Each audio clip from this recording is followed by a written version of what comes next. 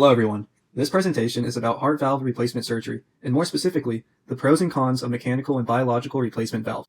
To give some context to the scale of this issue, approximately 182,000 heart valve replacement surgeries take place annually in the United States alone.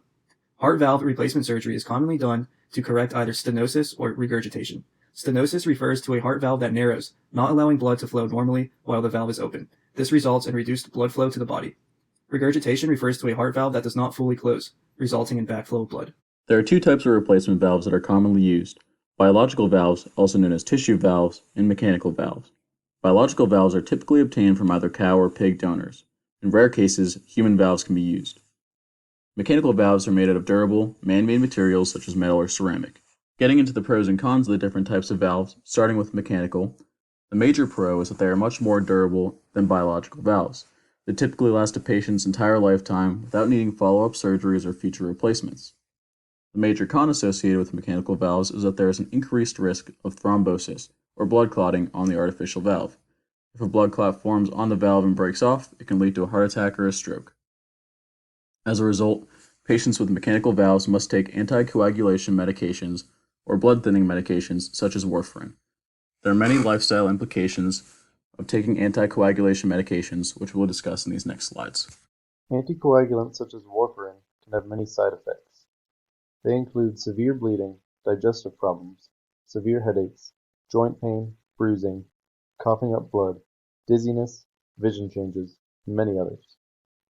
Even the mildest of these side effects are still significant to patients with mechanical heart valves, considering they will most likely be living with them for the rest of their lives. The consequences of these side effects is that most patients will have to make serious lifestyle changes. The increased risk of severe bleeding means that patients on anticoagulants must avoid contact sports or other active hobbies, as even a small injury can result in severe, life-threatening bleeding. Additionally, patients will often have to alter their diet. Foods such as kale, collard greens, spinach, broccoli, pork, or chicken have high levels of vitamin K, which can interfere with the effectiveness of the medication. Finally, during pregnancy, blood thinners can be harmful to both the fetus and the mother, so patients are recommended to avoid pregnancy while taking them. So, after covering mechanical valves, we will now take a look at biological valves. The main pro associated with biological valves is that there is no severe risk of blood clotting. Anticoagulation medication is sometimes prescribed for around 3 months post-operative, but is not required long-term. The drawback to biological valves is that they are much less durable than mechanical valves. They will require replacement every 10 to 20 years, meaning a patient must undergo open heart surgery every 10 to 20 years of their life. Since the type of heart valve chosen is often left to the patient, what others have chosen in the past can be a good indicator of which type of heart valve should be chosen. The graph shown on the right comes from a study done in North America published in the Journal of Thoracic and Cardiovascular Surgery, which documented aortic valve replacements for over 100,000 patients between 1997 and 2006. It's clear to see that the percentage of biological valves to mechanical valve has increased significantly. So the question is, why are so many people choosing to get biological valves? Number one, as we have discussed, people are against anticoagulation. This includes young patients who want to live an active lifestyle, as well as older patients whose bleeding events may be more severe or even fatal.